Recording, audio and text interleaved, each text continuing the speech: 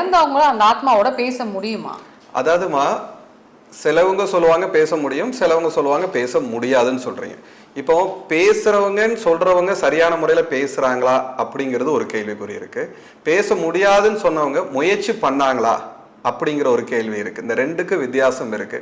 இப்போ ஒரு காலத்துல நம்ம இப்போ இன்னைக்கு உங்க கையில ஒரு செல்போன் இருக்கு. இந்த செல்போன் ஒயரும் தேவையில்லை, எதுவும் தேவையில்லை, ஆனா நம்மளால பேச முடியுது.